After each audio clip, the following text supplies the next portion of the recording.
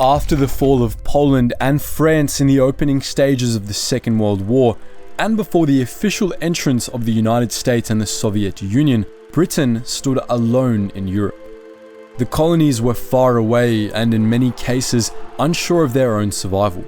British forces needed new weapons to battle the continental fascists, and British inventors and engineers were given a blank check to create them. But some of these inventions were, perhaps, a bit too innovative. In this video, we shed light on 5 of the downright nuttiest inventions the British threw together.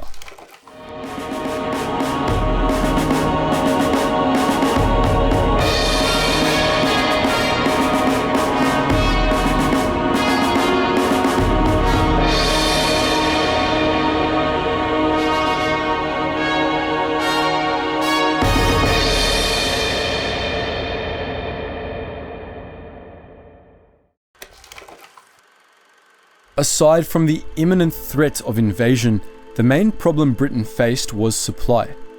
The British Isles had long relied on raw materials, fuel, and food from the rest of the empire to keep things running. But in the first half of the Second World War, this supply line was nearly severed. German U-boats prowling the Atlantic sank hundreds of ships and destroyed millions of tons of vital supplies. The best way to defend against them was with aircraft, but in the years before cheap steel aircraft carriers were available, one man suggested building carriers from ice. British inventor Geoffrey Pike developed a special kind of ice named pykrete, which was made from water and frozen wood pulp. It was exceptionally strong and melted very slowly, plus it was a heck of a lot cheaper than steel. Pike's pykrete impressed the admirals and Winston Churchill, who greenlit the project. Testing began in 1942, and the project, now codenamed Habakkuk, looked promising. As did the prototype, but this was its downfall. As more top military officers heard about the aircraft carrier made of ice, more specifications rolled in. One Air Chief Marshal decided it had to be bomb-proof, while an admiral wanted it to mount a battery of anti-aircraft defenses. The project soon grew out of hand, and both the cost and effort of making the vessel outweighed its potential usefulness. When it became clear it wouldn't be ready by 1944, Pike's ice ship was scrapped. It wasn't just massive projects like Habakkuk that kept the Royal Navy busy during the war years. They had plenty of smaller ones on the go too. One of these was a rocket-propelled rolling death ball called the Great Panjandrum. In 1943, military planners foresaw that, at some point in the future, the Allies would launch an amphibious invasion of Europe. Hitler knew this too and built a formidable network of defenses across the Western European coast, dubbed the Atlantic Wall.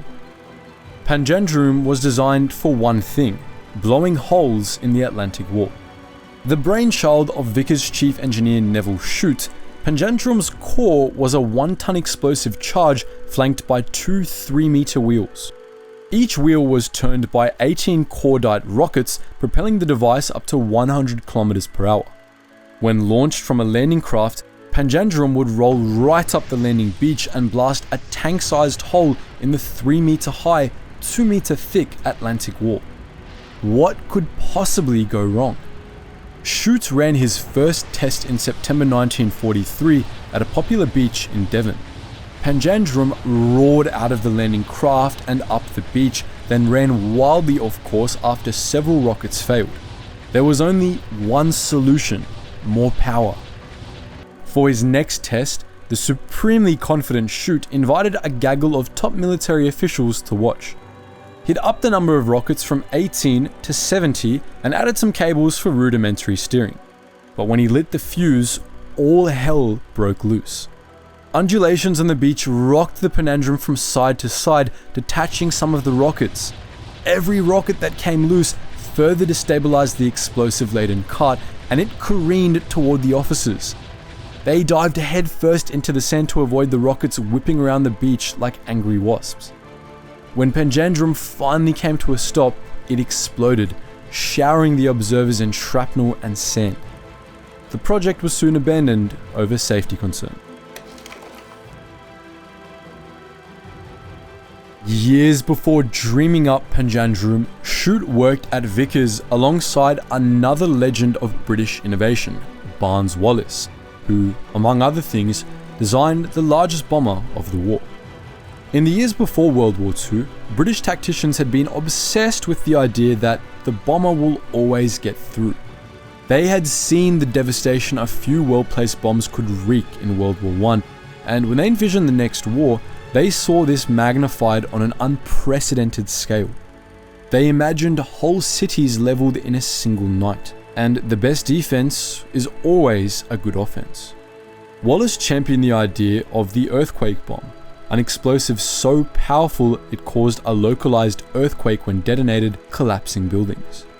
Such a weapon was so heavy that no contemporary aircraft could carry it, so Wallis designed his own aircraft, the Victory Bomber.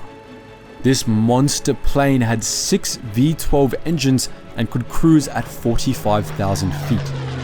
It had virtually no defenses and carried just one weapon, a single 22,000-pound, 10-ton earthquake bomb. From an airfield in London, the Victory Bomber could take off and bomb Moscow and then fly back, all in one trip. With just one squadron, Wallis promised he could annihilate German heavy industry in a matter of weeks.